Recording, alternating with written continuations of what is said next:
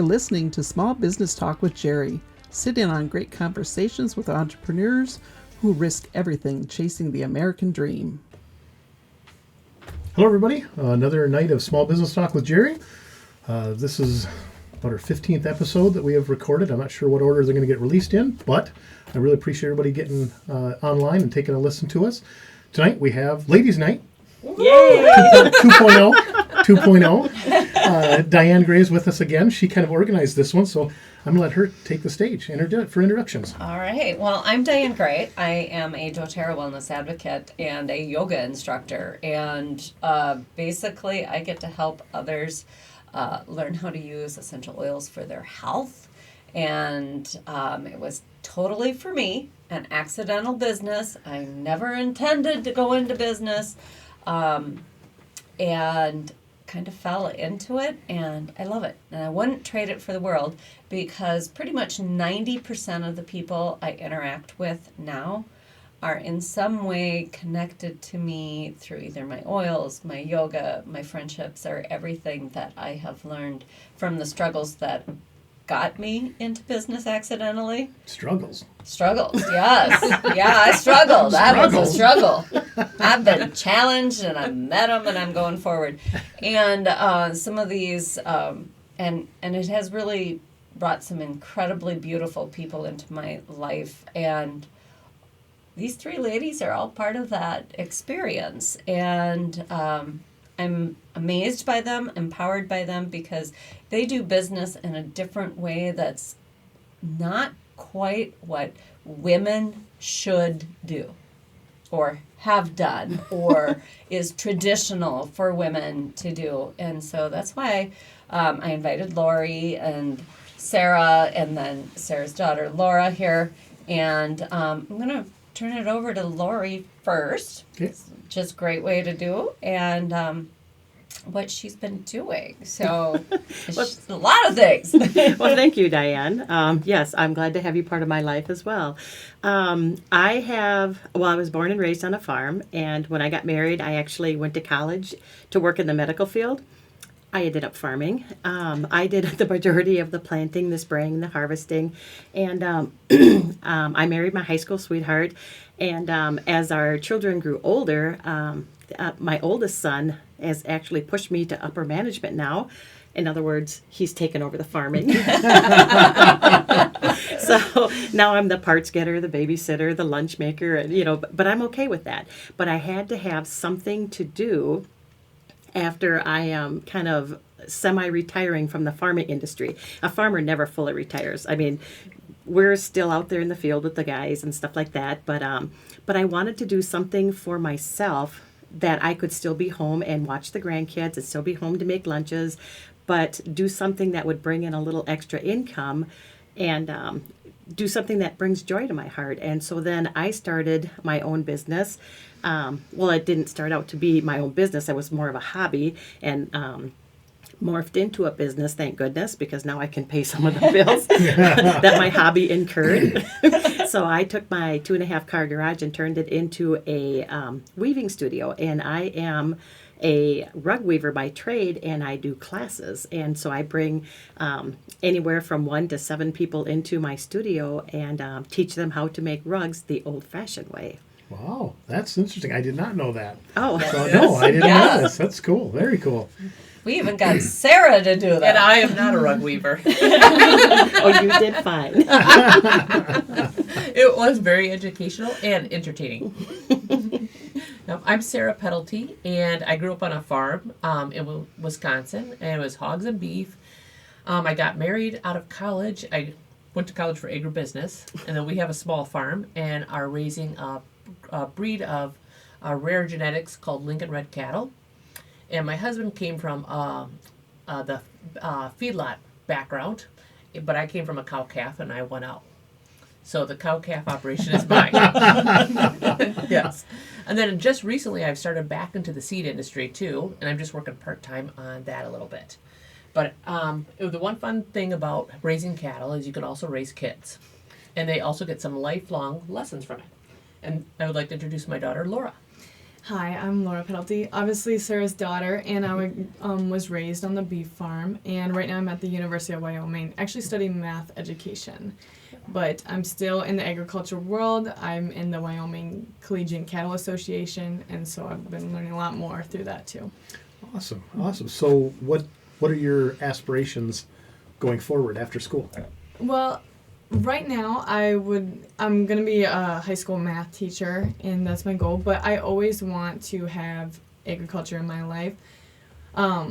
My mind changes every 6 months. But as of right So now, do ours. You can't do anything about it.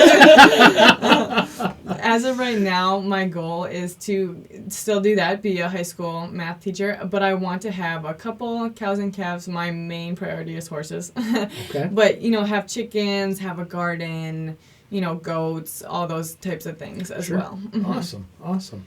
Well, so now, how long have you been out of the farming without getting out of the farming? Well, I have not driven combine now. I think now for 3 years. Okay. So my pretty new change, really. Yes, then. my son enhanced all the technology in all the tractors with the auto steer and all the sure. computer, and so he claims that I don't know how to run it. But in an emergency, if he's tired and needs to sleep, he did call me one night. I did run a little shift for him, but no, it's been fairly recent for me. I transformed my garage into a studio about 7-8 years ago. Okay. And so I kind of had it in the back of my mind that I was going to get into this as a hobby because my great grandfather was a weaver, my grandmother was a weaver, and I just enjoy the big floor looms. They just fascinate me. So can we make rugs without electricity? Yes. Yes. Yeah. Well, we need to start learning some of that things, I'm afraid. That might not be a bad skill to pick up a few things that we can do without computers and electricity. And make your own fabric. You can sew your own clothes, and yes. Yeah. I need a nap just after hearing that. I don't even like buying them. I don't know how we would make them. It's magical. Well, and the thing is, when you get together with a few friends and you're sitting there and you're like, oh, how do you do this? And then you're like, Lori, I effed up. Can you fix this for me? And she's like, oh, you didn't. You just have to do this. And it's like, well, why do you make that look so easy? Mm-hmm. Yes. So I'm assuming you have to have wine when you're making rugs, Yes. or is that Yes. okay? Some of my morning classes, yes, we have been known to have a bottle of wine. So do you sell them also? I mean, the rugs is not just classes, but Yes, I do. I prefer the antique tractor shows and the steam engine shows. And it's really neat when you're sitting at these shows because people will come up to you. Oh, I remember my grandmother had a loom. I remember, I used to the stories. cut the blue jeans up or, rip the bed sheets and sew them together into rug balls. And so it's really, really neat to hear those kinds of stories. Sure. I do a lot of events in the local area, and I think I've sold a rug to almost everybody in Stewartville now. So some of my rug sales, I'm not there for the rug sales. I'm there to offer the classes to people. Sure. And that's what I truly enjoy. I mean, I like making rugs, but it's to get other people involved in the art of weaving. The personal side of it. So now you do the cattle side of things, but pretty much out of college, or? I grew up on a farm, so. So are you on the family farm still? No, I'm not. No, okay. Actually, my dad just passed away at the end of March, and Sorry my to hear that. mom still has, I think, 140 cows, and my brother is running the operation. Okay. But I've had the opportunity to go down and help out, and there's nothing like family to work cattle. Everybody should do it together. Or live in town. I always joke holidays are for working cattle because everybody's home. Yeah, I bet. So when you start talking small business, I mean, you have both kind of said it was a hobby that turned into something. Yours was pretty much how you grew up. Correct. Right? And you haven't decided yet, which is all right. So what, like when we used to do gun shows with one of mine, with Black Diamond Armory, people would ask you how to get started. I was like, well, it's kind of a hobby gone wrong. I just kept buying guns, and eventually I thought, I need to probably find a way to buy them cheaper or quit buying them. well, quit buying them wasn't really an option for me. So I just couldn't wrap my head around that. So we had to find some other way. And so let's go back to Diane. How did this fall in your lap, as you said? So when I started working with essential oils and yoga and everything, I was doing it purely out of the pursuit of taking care of my health, because I found myself in this state where I had migraines and every single night for years. And I was looking for something more natural. And it involved a lot of lifestyle changes. And what happens when you start making lifestyle changes and you're on this path and this journey with other people is that people start noticing you look different, you act different, you sound different. What's going on? Can you help me do some of those same things as well? And being a natural caregiver, which a lot of women are, I started helping along with those same things. And I ended up doing what's often considered a non-traditional career path, because direct sales, people are like, well, it's not a real business, it's just a hobby. And you can face a lot of adversity from that perspective. However, it's a very real business in the fact that I can supplement my income, I can help support the health and wellness of my family. And then I can help other people. And even if I never sold another bottle again, as long as I'm helping somebody do it, then I can. And then I get to meet these incredible business women who have been doing things. Like, I grew up on a farm. So that's probably why I resonate so well with Lori and Sara here and Lori. And it's growing up on a farm is a different mentality. You work, you travel into that things. And but to have women who are choosing to do it as their primary profession is not exactly traditional. To go out and look at breeds or how you breed different cows together to get the perspective you want in that animal is not easy. Well, like you said earlier, it's gambling. I mean, it to a point. I mean, it's even when if you're with crops. It never really sunk in till I was probably in my 30s or 40s before I understood that, people are holding on to the corn. They're holding on because it's only paying this much per bushel right now.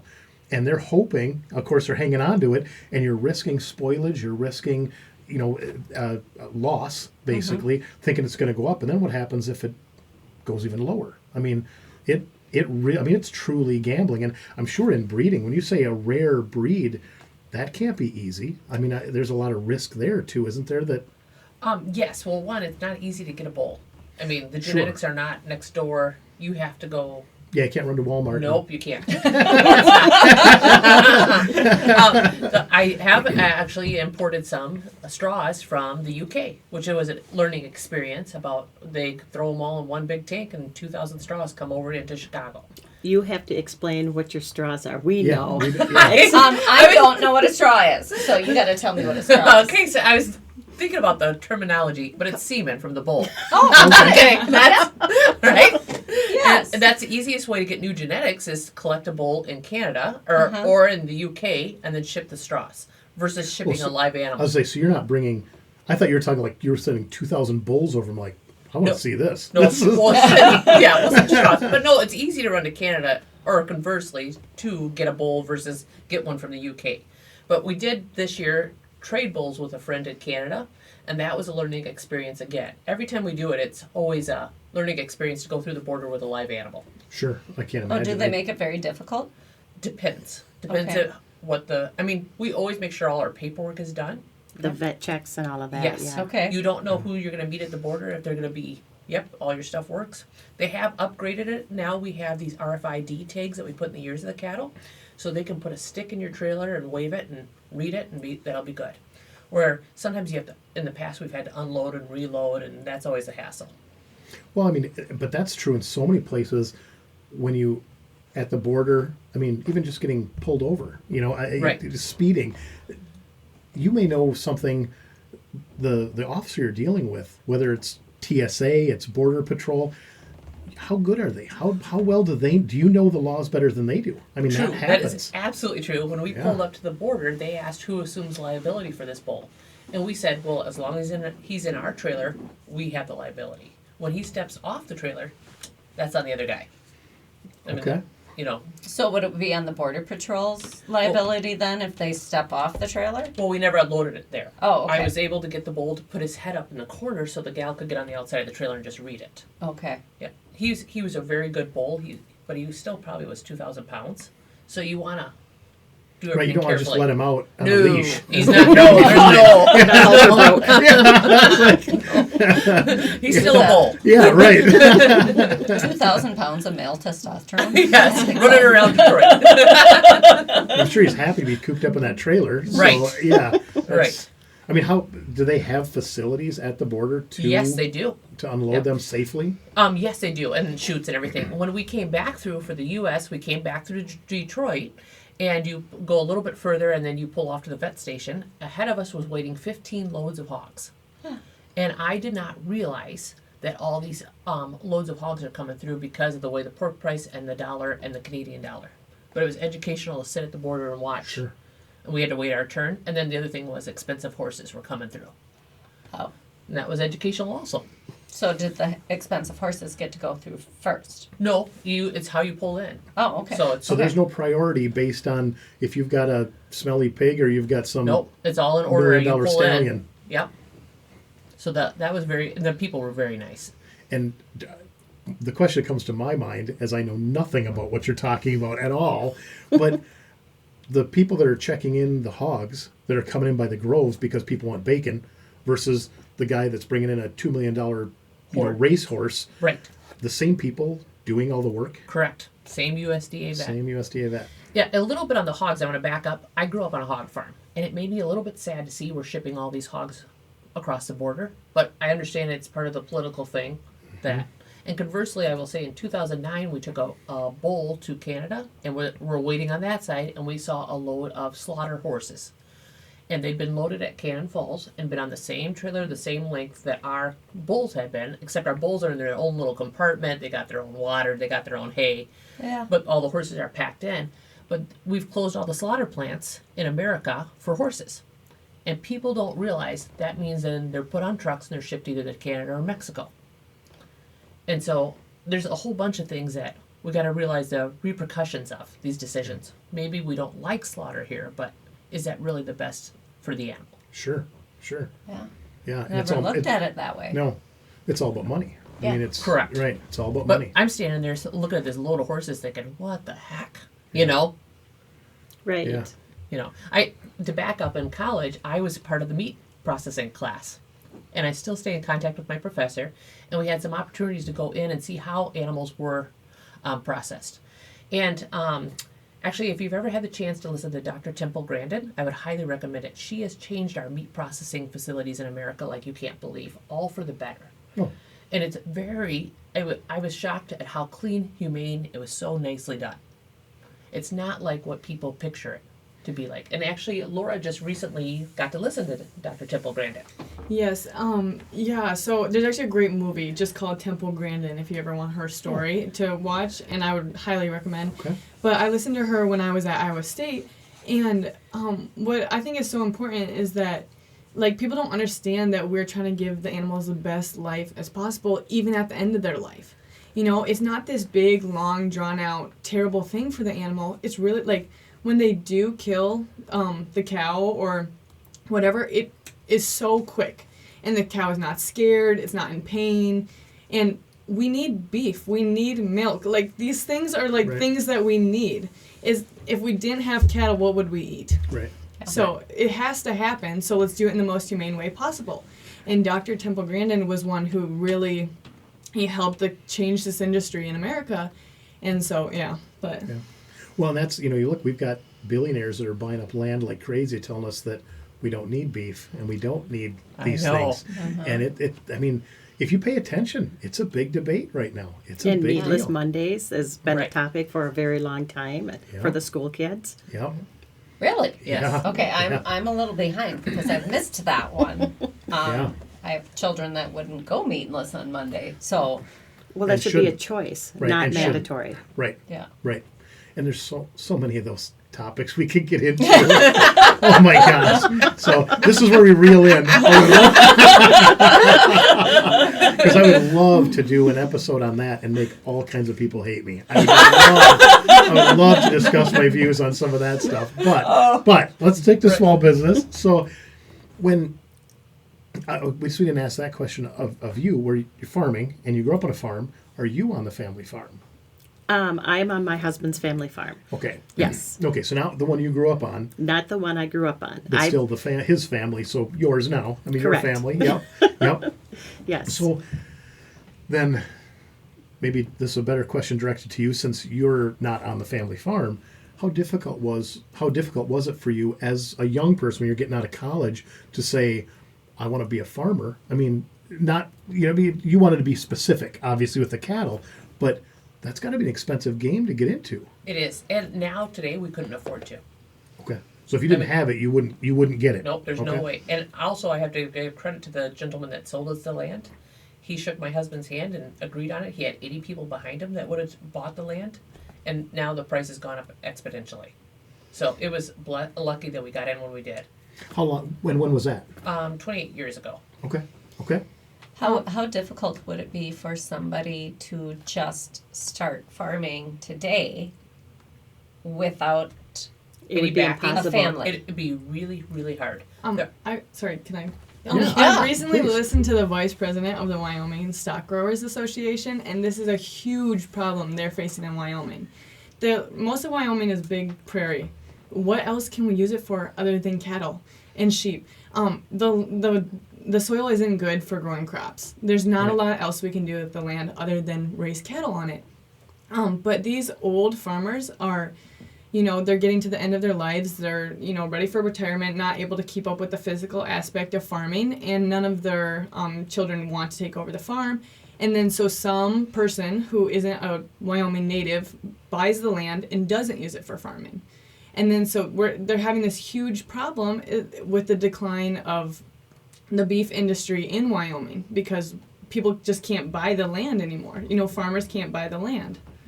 Well, from a small business aspect, again, everyone here knows I'm not a farmer, and it's not my thing. But we Then talk we're about. teaching you something. Yeah, I am. I'm listening. Yes, I'm listening a lot but for me, when I look at one of the biggest. Well, let's back up. Out of all the small businesses that start in this country, how many fail? Over 95% in the Correct. first year. Correct. And then I don't know the number, but I want to say it's like half of those don't make it. That make 10 it. years. They don't make it 10 years. Nope. Right. So when you talk about that, a big reason for that failure, there's a lot of people out there that just shouldn't be in charge of anything. Let's Correct. be honest. And they're going to fail no matter what they do. Right. But a lot of good people, a lot of smart people that have the ambition, they have the motivation, they can self-start, but they start their business and they're underfunded. Correct. Right? They just don't have the money. And as we were talking about before we started recording, I don't care if you've done this for 50 years, something tomorrow, there's going to be a problem that you didn't see coming. No matter how experienced and smart you are, something's going to catch you off guard tomorrow and you're going to have to deal with it. You're going to have to problem solve. Correct. And sometimes problem solving, one of the favorite things I like to say, which it's annoying, but it's true. It's like, well, when you don't have a solution, just throw money at it. Because you can fix almost anything with enough money. Right? Terrible thing to say, right? Yes. Tell me I'm wrong. No, I'm not, but I feel like. But it's right. But it's like if you just don't know what to do, then there's a way to buy your way out of it. I mean, Right. there's money will fix a lot of problems that you just can't nose to the grindstone fix. Now, that doesn't mean that that's where you should put your money, but on the same token, to do that terrible advice, you have to have money. Correct. And when you are underfunded, now I start thinking about if I wanted to be a farmer tomorrow, Right. for the amount of startup, and of course, when we look at startup, in my mind, when you start a small business, like how quickly can I get back to even? Is this if I start? Well, we just started a garage door company. So now, is that going to take me 10 years to get back to even, or can I do that in 10 months? Can it be somewhere in between? How is that investment worth it? I look at the cost of land, equipment. You said it. I had shivers when you said that your son upgraded you to all the auto steer and this. I'm thinking, good Lord, how much did that cost? You know, I mean, because that equipment isn't cheap to begin with. When you did have to steer it by hand. Well, you can spend $1 million on a combine, a corn head, and a bean head, and only use it 6 weeks a year. Yeah. I mean So now, yes. So for me, I'm thinking, you have to buy the land, which isn't cheap. I mean, at all. Right. And you're going to pay tax on that land. That land it's never free. You never No. own it. You never really own it. You're going to pay on that for the rest of your life. How long to get even? I mean, I think you're right. Can you start a farm today from scratch? And Well, there's a lot of money thrown at programs through the USDA, the government. Like I have aging parents. Thank goodness they're still with me today. Yes, absolutely. And so we helped them move off my dad's family farm and moved them, to Stewartville so that they could be closer to us. But we sought out a person that was a first-time farmer, young farmer program. And so he had some government funding. And then there was also a little kickback to my dad for selling to a first-time farmer. Sure, taking that kind of risk. Right, Yeah, right. But the absolutely. paperwork is a bloody nightmare. Oh, I can't imagine. Yeah. Yes, it was horrible. I know what FAFSA is like, trying to get your kids in college. Right. Right. And that's pennies in comparison, I'm sure. Right, You know? right. Yeah, I when as you guys are sitting here talking, it's just running through my head going, could you get even? I mean, could you get even? Is this just because another thing we talk about in small business a lot is, are you running?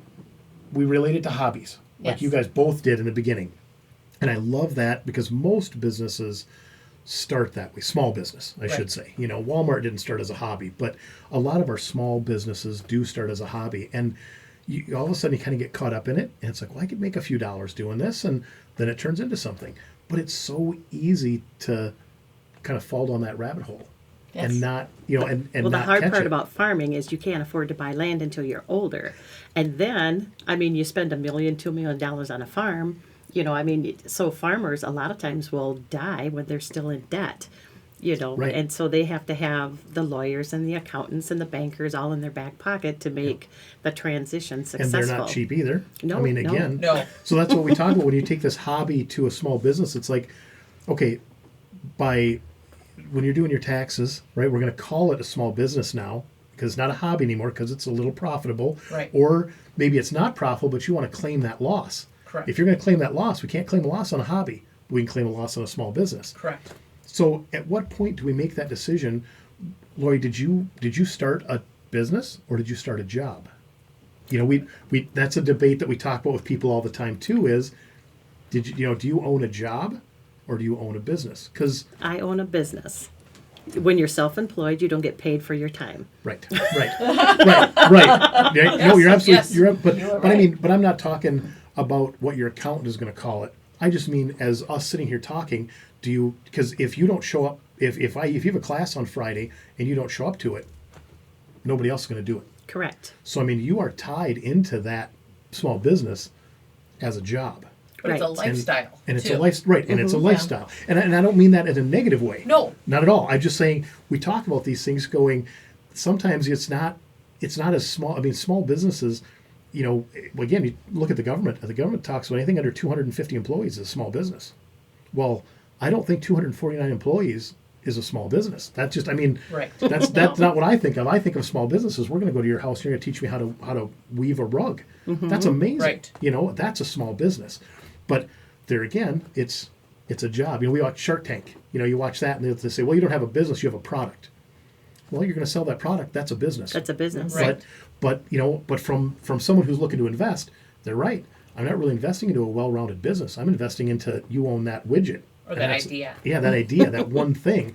And kind of the same thing. It's like, that's the tough part about small business, I think, is getting caught up in when do you expand?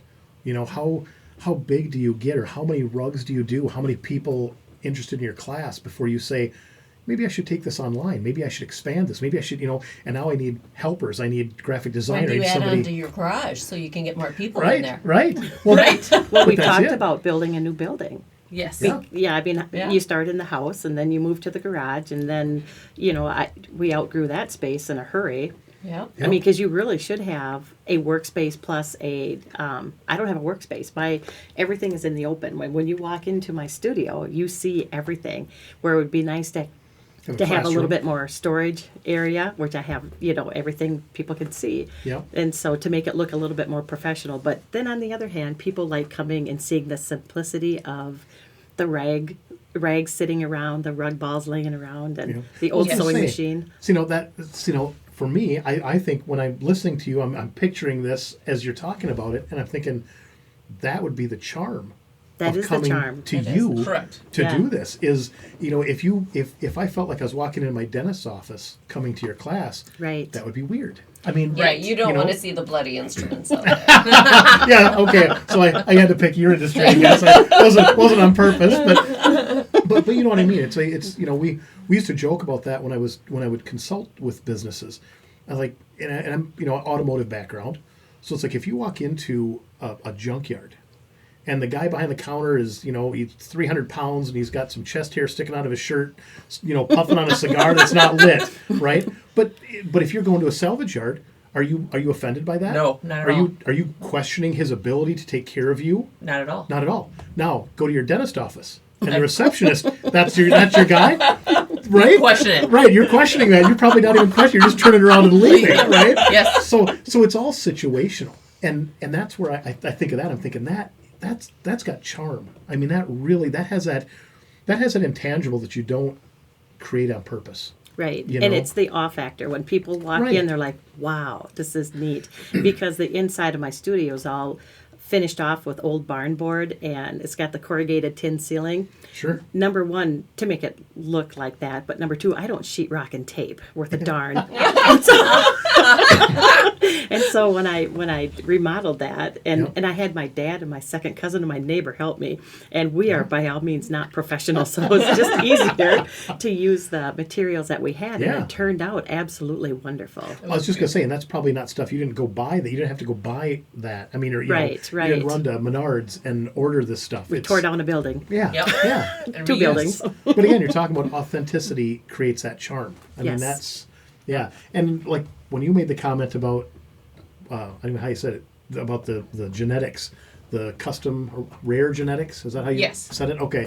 And I'm thinking, I just want a steak. I mean, I don't. That just seems crazy to It's one of the things we talk about a lot is it doesn't matter the topic, but the more you know about it, the crazier you sound when you talk about it. Right? I mean, Well, you get Right. more in depth into it. right, because people are like I'm sitting here listening to you talk about going. Is that more delicious? I don't know. Okay, so I'll give you the little Yeah, thing. yeah, I This wanna hear it. breed is known as the butcher's breed. Fat tastes good. The beef animals that put on natural good fat do taste better. And Okay. you want a steak that is marbled well. So that's kind of the premise, which taken to an extreme, but that's the premise behind, like, is it like a Wagyu beef or Wagyu? Is Yes, that how you- those are supposedly the best tasting. I have not personally tried them, but I also know It's that amazing. really okay. It's- But I've it's also known amazing. the cattle. What I've heard are the hardest to handle, and our cattle, I can have anybody walk among them, and I'm not worried about them wanting to kill you. Really? Okay. Even the bulls. You can go up, hand them an apple, just walk Yeah. up in the pasture. And Wow. Right. Wow. Where That is I've impressive. heard that breed is a little bit more high strung. Well, now, I watched a short documentary on that, Yes. and so I don't know how this equates because they started in Japan, Yes. and they have these tall high rises, and they have like cradles. They're like a fabric cradle that these cows are literally born into, and they just stay there. That's why they're so fat or so fatty, because they don't let them exercise. Their hooves don't touch the ground. Now, to your point earlier, trying to give them their best life to the end. These cattle, they're in a building, in their stall, high rise, and they just literally are in this like pouch, or sling, I guess is what they called it. And it looks horrible. I mean, it looks very inhumane to me. It But doesn't sound like a good life. no, that right. I mean, so to say to your point earlier, that doesn't sound like a good life at all. No. But now, I mean, when we've had Wagyu beef, I think I'm saying it right. Yes. Okay, but we've had that at over $300 a pound. Correct. And it just literally Melts in your mouth. It does. It's like Yeah. and it's amazing. I mean, it's incredible. But then after that, I'm curious, going, okay, what's the difference? Is this just a breed? Is it how they're raised? It's both. Partly it's the breed. I mean, all breeds have positives and negatives. Some are better tasting than others, and some are easier to handle than others. Sure. You know, Sure. I never heard But about the melt in your mentality of it. mouth could be how long it was aged. Correct, because you could have maybe sure, had yeah. the meat hung for 3 weeks, and that would make a huge difference too. Just Well- before it rots. Yeah, yeah. That's right. A good friend of mine, Andy Evans. If you guys know him, he used to be Evans Yep. Painting and Taping. He lives just a couple blocks from here. And the last time I was at his house, opened up his fridge, and I'm like, "What is that?" He said, "That is Saturday's dinner." And he has a little label on it, and he looks at it. He looks at his calendar. He's like, "It's 58 days old." And I'm Okay, like, so he's aging it. he's aging it in his fridge. And I was like, "Is that safe?" And he's like, "If you know what you're doing." I'm like, Right. "Okay, so is that safe for you?" He assured me it was. We butcher at home, and the people that buy fresh meat off the farm, like for Thanksgiving, I've sold fresh turkeys sure. because some people want fresh, never frozen turkey, and it is a world of difference when you eat it. Different texture, Yes. different taste, and we have to let that age to get the rigor mortis out of the bird before we can cook I it. thought of that. Yeah, and so when they come That's over not and they creepy. see this, No, not at all. Says the guy that lives in town. yeah, so the longer you leave your bird sit, I mean, you don't want to butcher and eat it the next day because it'll be so tough you won't be able to eat it. So there's a lot of, difference. If you let your meat hang longer, it's a lot more tender, whether it's grass-fed or corn-fed, it just, Sure. you have to let it age. Okay. Yes. Yeah. I look at the package and And you go to the store, you pick it up, and Yeah, whatever the That's how package I tells do me, it. that's what I Yes. do. It's best if used by. That's so how you made the comment earlier that a lot of the farmers will pass away while still in debt. Yes. So how does that equate when, like you said, you're on your husband's family farm? So we just keep passing down and building that debt through. Is it generational debt then, or how? I mean, I just don't understand how that. There is generational debt Okay. if your children can afford to buy you out. Or if you have a good attorney, you can will so much a year off to each one of your children. Call it, tax-free, Sure. up to a certain dollar amount. Or you can transfer shares of your farm, and so that eventually they will own it. Because now the farm is a corporation on its own, or is it like a sole proprietor? It can be either. It can sole be, it proprietorship? could be sole proprietor, it could be LLC, LLP. It depends on how you have your farm set up. It could be in a trust or just sell it to them outright. Okay. So if you run a trust on it, and the kids are part of the trust, is there an inheritance or a buyout that has to be there, or? Well, there's a suppose lot of that's- details and things like that. Yeah. But one of the hardest things is if your children do inherit the farm, it's the taxes, the death taxes that they have to pay, where a lot of them can't afford to pay the death tax. And then they have to sell the land in order So, to pay yeah. the taxes, which is a Right. crime. And then Bill Gates buys it, or Correct. China. Correct. And Well, in reality, on a- it's or you can't afford to go into farming in Wyoming. right, right. well. I mean, this is kind of probably cheesy when you guys live this, but you watch Yellowstone, very Yes. popular Yes. TV show, and again, I'm just such a nerd. I can't watch a show like that and then not like Google things and go, Yes. is this really how this works? And yeah, I mean, they talked about it at one point where he was, he couldn't afford to keep the farm going another 10 years because he was going to get taxed out of it. Yes. So these big companies are coming. You Google this, and exactly what you said. That's reality. That's reality. That's I mean, these huge ranches and I mean, go back 100 years or so when these families were taking this property in Montana, Wyoming. It's pretty worthless land. Correct. I mean, and now you've got these people that are going to lose it. I mean, Well, it's sad for the young people because Right. they would live there and they would work there, and it's not about getting rich for them. It's about their whole lifestyle. And Right. like in our instance, I would like them to continue the genetics. What we're doing with the cattle. I mean, I don't want it to disappear. Right. Yeah. I've been working my lifetime on it. I'd like to pass it on to one of my girls to have them continue the work. Well, I mean, you've spent 28 years so far on this. Yes. How if Lauren, am I saying that right? Laura. Laura. Okay, sorry. If Laura doesn't pick this up, that'll go away relatively quick, won't it? Well, I mean, unless you can find somebody else that, I mean, we're always trying to start other small breeders to continue these genetics. This is a problem that a lot of the breeds of cattle have. I'm going to pick on the Holsteins. I think they're down to 7 major lines, was what it was. So we got a pretty closed genetics there. What happens if we have a worldwide disease come through? Right? And what if it attacks the Holsteins? Correct. I mean, there's always, so that's why we want to keep this huge genetic diversity out there. Like the Irish potato famine. Correct. Right. But Holsteins don't vote, so we probably don't have to worry about it right away. Yeah, that's correct. So, sorry. Yeah. My view's coming through again. We should make a clarification between beef cattle and dairy cattle, though. I mean, sure. Laura, one of the funny things is that she always got asked in college. Yeah, I felt like a lot of my peers, they'll come to me and say things, well, like I'll just be talking about, at home we had this and so and so and so, or I'll say things like field corn or sweet corn, and people will just say, oh, like what?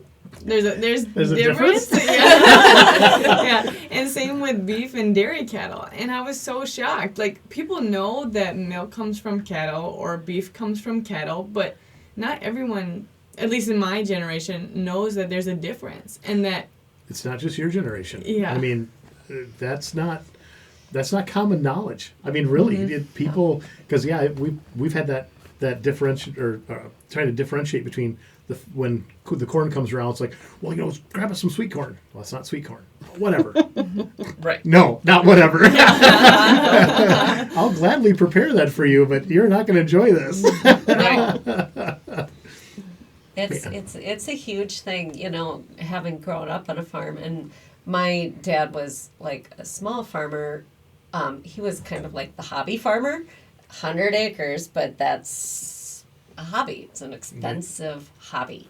And but it creates what farming does is it really creates an incredible work ethic within the people that grow up and are raised on that farm and are able to go out there and work. And I worked for so many different people over the years that would hire me just because I was a farm girl. And you to work. And I could work. Well, it's similar to, go to Arkansas and, throw your resume out there that you're from Minnesota. Same kind of thing. It's like, that's a regional thing also. I mean, you go down south and they see someone from Minnesota, Wisconsin, it's like you're hired. I mean, they just, what do you need to come down here? It's crazy from a small business aspect, what that means. So, so what advantage, having like the rare genetics type that you're doing, what advantage do you have? Does that give you an advantage in the small business side? Absolutely, because they're not something you can go buy anywhere. Sure. And my husband makes a joke that most of the people that come buy our cattle are older because we have cattle that are easy to take care of. So, Sure. But it definitely, that's an advantage. Okay, so now I'm gonna back to Laura's point. How many people? I mean, I've never heard of that breed, so I don't want that because I don't know it exists until just now. So how do you get that word out that people would come to you for that? Because again, for me, I go to Fairway and I grab a T-bone. Tomorrow I want a sirloin. I have no idea what breed or what it was. So how do we get the word out that people would want to come to you? We advertise in the American Livestock Breeds Conservancy, and that does a great job of looking at all these rare breeds. And it's great that, and then they'll advertise breeding stock, or we sell a little bit of beef on the side, and then with the extras that we do not feel are breeding quality animals. Okay. So you do, I mean, are you selling like Quarters and halves. Okay. Okay, but are you selling like to corporations or are you selling to us? Just individual people. Okay. Yep. Okay. Yep. Okay. So we're going to have this information available through our website on how to get a hold of these people because this is going to be, I mean, the loom classes or the weaving classes. Thank you. See, I need help. I just need help. See, I need to be famous like Joe Rogan where I can just have Jamie like, hey, Jamie, figure this out. But we're going to put this up on the website. If you guys are cool with that, we'd like to. Absolutely. I talk about this on every podcast, so the guys listening will hear, the people. Our website is talkbusinesswithjerry.com. We're going to kind of go old school, which is hard to say old school on a website, but I'm old enough to say that. When we used to have links pages. I don't know if you guys remember that on the websites. Every website had a links page, and we're going to go back to that. It doesn't really benefit it doesn't benefit the page on the search engine optimization like it used to, but that used to be a big deal, was to get links on your page to someone else, and if you could get them to link back, Correct. as soon as that started going back and forth, Google would see you. Or back then it was Ask Jeeves, Yahoo, AOL Yes. would see you. And but we're going to bring that back a little bit so that people can find you. So I'm going to ask you guys to write up a 150, maybe 200 word kind of bio, whatever you want to put in Okay. it. And we're going to put that on our website for a place that everyone can click on and find you. So anyone that wants to learn how to weave a rug, anyone that wants to learn more about the rare genetics and what you do and what you have available, maybe buy a steak or two. And then, of course, we cannot leave out the voodoo juice. The voodoo juice is awesome. I'll tell you, my voodoo juice story is I was homesick. I don't stay home very often because, well, my wife does daycare. And so this is not a place that you want to be in the middle of the day. And I was coughing so bad that it was just, back of my throat was coming apart. Literally. It was just disgusting. And it hurt. And in comes Heather's mom, my wife's mom, and says, I got no oil for that. And I'm laying back there. I didn't have I had to muster up the ability to roll my eyes at her. I was like, I felt so bad it was even difficult to just. You were really sick. I was really sick, but I was coughing so hard, and I couldn't sleep. And again, it's just tearing me apart. And she comes in with, I still don't know what it is, to be honest, but I've been sitting on my chair with a blanket on, and she pulls up my blanket and starts rubbing stuff on the bottom of my feet, and I'm like, Ooh. okay, right. I'm like, excuse me, and I'm like, just that's enough. Don't touch my feet. Don't touch me. Don't just go. Shush. Yeah. And so she goes in the kitchen. She's talking with Heather. About 25 minutes later, she comes out and she says, "How you feeling?" Well, I feel like crap. That's why I'm home. That's why I'm here in the middle of the day. And she's like, "We haven't been coughing for about 10 minutes." I'm like, "Oh, don't." No, I guess I haven't. Okay. Well, I said, it's not your voodoo juice. And that's where the term came from that day. I was like, it wasn't your voodoo juice on my feet. Just go away. Nothing down there is making me cough. Just stop. That stuff works. It is so crazy. But I couldn't admit it. I was like, there's no way that was it. And about 4 or 5 hours later, the cough came back and it was just as bad. And after not coughing for a few hours, you kind of forget how much it hurts when you do it. And I'm looking at Heather going, do you have any of that stuff? That first inkling, that first aha. Oh, it wasn't that. It was just terror. I was like, I just don't want to do this anymore. I will admit to anything if you get this to stop for a few more minutes. And I thought, what an absolutely mind-boggling, weird scenario. But yeah, it's crazy. So, and I don't claim to understand it, and I have no desire to understand it. I'm not going to lie, but I just need Diane. I mean, that's right. Right. I mean, be smart enough to know I'm not going to do it myself, and also be smart enough to know I need Diane. I needed Diane last week. We were because I live a simpler life. I have a fairly large garden, and with all the animals on the farm, I grow a lot of herbs in there. And so I grew my own calendula for, I made some creams for like people that have skin irritations like eczema, psoriasis, and things like that. So I leaned on Diane. I called her up and I said, hey, what would be some great essential oils to help boost the effects of the calendula? And she was there for me. And I think so. I That's called not her a twice. food. That's a flower that you grow, and then you preserve it in olive oil, and then when you're ready to use it, you strain off the calendula, and then you add beeswax till it's the right consistency. So my beeswax was from a good friend of mine in Stewartville, and my essential oils, Diane got me started on those, and the calendula came from my garden. So the more you can use local, the better Sure. it is too. Sure. We just started buying honey from one of the guys that delivers parts to me. He has hives. And it's never been heated, which I didn't know that was a big deal. I had no Yes. idea Right, that not was. pasteurized. Yep, I didn't know that was an issue. He's like, it's never been heated. And I was like, so? I mean, it's like, but he said it, so I was like, I wanted to make a point of educate me. You said it. You're the guy, and you said this out loud, so there's a reason you said it. Tell me. And so then, of course, here I come home, and I'm playing on my phone, and I'm, the wife's like, what are you doing? I'm like, I'm reading about honey. What? It's like, you know me, so just stop. But yeah, and we're reading, there was do you know this? A tablespoon of honey a day is enough to keep an adult alive. I did not know that. Yes. I didn't know that either. I had heard You that. heard that? I did not know that. Recently. He told Just that, and he recently. said, you're going to Google that, aren't you? I'm like, I am. But yeah, the moisture nutrients in it is enough to keep you alive for a day. I thought, that is just crazy. And it doesn't go bad, does it? No. Doesn't go Nope. bad. So Never it's goes like, bad. they could find it in the ancient Egyptian. Right, I just read something, they were, Pyramids. yep. I Yeah. just read Right. something about that about 2 weeks ago that they had found, so they thought it was around 5,000 to 7,000 years old. Yeah. And it was big casks, they were full of honey. Did you also know that some of the first things stolen from the ancient pyramids were essential oils? No way. I Diane. know, now he's got to Google it. Diane,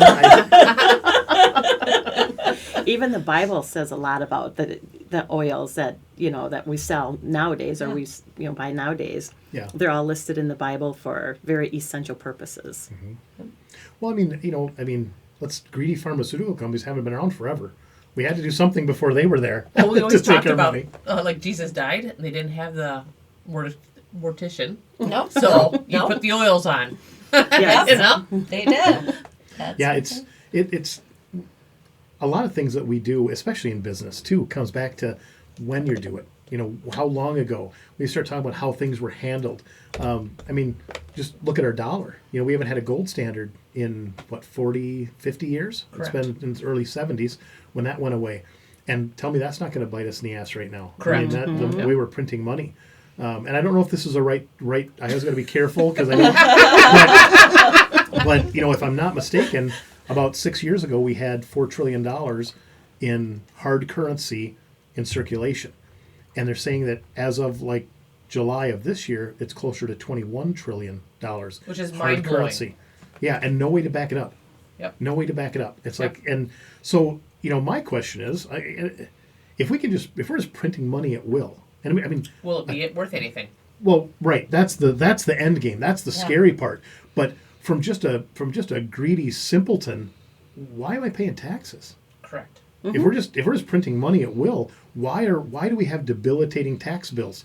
Because you can talk Greece before they collapsed, they had almost 60% tax burden, 63% tax burden, something like that. Argentina. Oh. Argentina, Venezuela, but you look here, it's like, okay, well, depending on the tax rate, you're probably in that 25 to 27% tax bracket.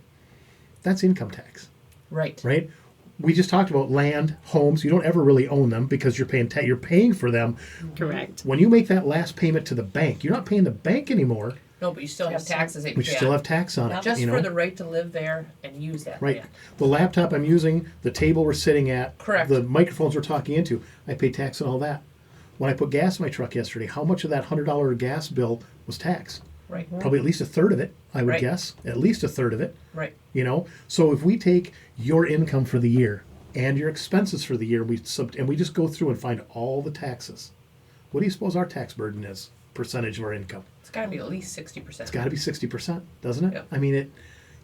Everything, and license on your truck, everything, it's all taxes. Well, farmers are the best at buying and selling at wholesale. That's the I didn't. Okay, so this is something a friend of mine said it was a friend of my dad's, and it was a conversation. I was just eavesdropping because I was the kid, but he said, "Farming's awesome. It's one of the only places you can buy for retail and sell for wholesale." yes. That's right. But with that being said, I will also say the beef prices are the highest I've ever seen them in my lifetime. And we have the lowest cow numbers ever in the United States since I think it's 1962. So is that a genetics thing? Is that a farmer thing? Is that a Bill Gates thing? Where does that? There's all lots all of the great above? questions. Yes. And then also, like we were talking earlier, we had a drought. So I bought the most expensive hay I've ever bought in my life this year. And we all wonder what will next year bring. I mean, some people have had to sell out their cows just because they couldn't afford to buy the hay. Right. Well, another friend of mine that I used to work with and play pool with, dairy farmer, and he had worked his dad's whole life, and then his whole adult life trying to build this dairy farm. And he said, he calls me and he's telling me we're talking. He was going to the World Dairy Expo in Wisconsin, Madison, yeah, yes. in Madison, and he said, I'm losing money on every gallon of milk that we sell. Correct. And he said, I'm finally to the point where I've grown this dairy farm to the most cows, the most milk production it's ever had. And he said, all that means I'm losing more money than we ever have because I'm negative on each gallon that we're moving. And so, I mean, I thought, you never thought about that. Well, right. I mean, the bigger you get, if you're taking a loss, that's just a bigger loss now. Right. I mean, so when you talked about the spending the most expensive hay but beef price at the highest they've ever been. Correct. And not to get too personal, of course, No, but absolutely. from, let's say, 10 years ago, the money that you were able to profit in your farm compared to today, percentage-wise, even though since the meat prices are that much higher, the beef prices are higher, are you making more on it now or not? No, and also it depends on are we building the breed? Where are we at on the cow numbers that we had? I will say in 2019 when we had all that snow, I had a lot more cows, and my husband laid down in bed with me that night and says, "You need to sell half of these," because it was so much work. But the profit it depends on where you're at in your business. Are you growing it? Are you Sure. scaling back? But if I could jump a little bit for you, Yeah. I think that when we're all talking about our different businesses, we all are falling back into what women have done for years. Like, I look at agriculture, I mean, women were the first ones that started farming. Mm-hmm. They didn't know if their husband was going to bring back meat. So that's why we've all started all these little businesses that probably are age old, right? Right. Right, that we all go in, and it's real natural for us to do these businesses. Mm-hmm. Yeah. Well, I mean, men want to provide, women want to take care of. I mean, and that's not to oversimplify things by any stretch, but I know when we talk about that with a lot of folks, the husbands think they have to go out and they have to bring hunt right, and right, and bring back, whether it's bringing back a paycheck, it's bringing back, yeah, I mean, Right. but you provide that way, where the women want to stay home, take care of everyone, make sure everything is right, and provide. I mean, it's Right. no different. It's just not typically going out. And that's why I say in the last 20 years, you look at the explosion of women entrepreneurs, the women that are in this day and age. I mean, you guys are the exception because I hate to call it work from home because it's not really a work from home. Farming is not It really. just means you never actually stop working. Right. Yeah. Right. Absolutely. But I mean, it's not we have that the explosion over the last 20 years. I think is the women that are willing to go out of the house and bring home the paycheck, bring home the provide that way, which is, I mean, traditionally been the man's role is to leave and then provide from a distance, or come Correct. home. And so I think that's having a little different perspective here with family farms, buying a farm. Could we buy it today? I mean, there's so many aspects of this that, we've never had anyone farming on the podcast, and I don't have a lot of close friends that farm. It has a much more complicated It does. exit strategy than a lot of your businesses. Well, that's like one of the hottest topics that we cover in this podcast is exit strategy. And that's where I started kind of asking, it's like, can you put that in a trust and make this way less painful doing that? But everything, I mean, it's different. I'm sure your situation is going to be different from yours. I mean, There's everything so is many different. facets, so many moving parts, and it depends on, if there's, other assets involved other than the farmland, if you've got investments in like ethanol plants and soybean crushing plants and things like that. Sure. So, yep, it's all between you, your lawyer, your banker, and your attorney. And everybody, the one thing they all have in common. Said that twice. Maybe because he's important. It is very important. Well, but, the one thing they all have in common is they cost you. They I do. mean, every Right. one of them. But not as much as trying to do it on your own. Correct. I mean, you got to surround yourself with good people. Yep. Where I'm in a little bit different situation where I'm a little bit older than Sarah and Laura and Diane. But, and so that's where I'm exiting the actual farm production. We haven't exited the farming because we still own the land and Sure. rent it out to our kids and things like that. But that's why I kind of wanted to start a home business so that I'm still at home, so I can be there for the grandkids. We have Right. 3 of them get off the bus every day, because we're the home farm and our kids are working. And then there's a value to that too, to keep Absolutely. the kids working so that I can, if I watch Yep. the grandkids and get them fed, get their homework done and things like that. And Well, if you, I don't know if anyone here has read the book Rich Dad Poor Dad. Okay, I'll tell you, it's one of my favorite. It's a great book. It's a great book. It's one of my favorites. So you Yeah. haven't read this? You should read it. It really it's very interesting. But one of the things he talks about is you don't pay taxes on debt.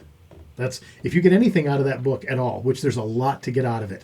But that's the most important thing to me is you don't pay tax on debt. So it's very intriguing to me for you to say a lot of farmers can pass while they're still in owing debt. Still in debt, because wealth isn't all about, we have the Scrooge McDuck where he's, swimming in his Correct. pile of cash in his vault full of, cash. It's like, that's not wealth. I mean, that's well, I shouldn't say that. That is wealth, but it's, Well, you but it's just not talked about how the common. dollar's not worth it. I mean, they printed all these dollars. Right. Because that is going to be worth nothing one Correct. day, I'm afraid. But you can't take away land unless you tax people out of it. I mean, that's a huge issue. well, if you go into the care center, Yeah. and you don't have your ducks in a row, you don't have it in You'll a lose trust, it. and Yep. the care centers will take them away, the hospitals will take your land away from you. Yep. Yep. Yep. Right. I mean, it just amazes me the amount of ways to lose something that's been generational. I mean, Right. that your family Correct. has owned it. We back to that. You never own it. You never own it. Right. That land is at risk every day. I Yep. mean, and it's if you're able to hang on to it, that doesn't mean your kids are going to be able to hang on to it. Right. And you paid for it.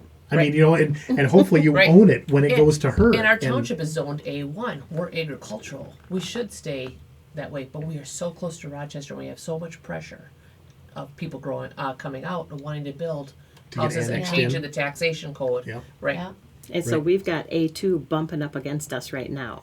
Oh, Yes. And that's so, a significant difference in taxes. I mean, well, we still We're still A1. But we're still A1, Yeah. but when A2 starts bumping up against you, right. It's I mean, that's people a long. right, it won't be that's a- long. yeah, Yeah. people will offer you a lot of money for your land, knowing that it is a developable piece of land. Correct. And so when you get to be 70, 80 years old, do you take that money? Right.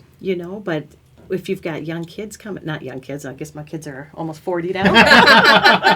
When Bless your heart. when you have your family coming up behind you, you don't want to sell out. No. It would be financially more Right. secure for us to do so, or turn it. We've been offered to. We live in a sandbox. We should raise cats, not corn.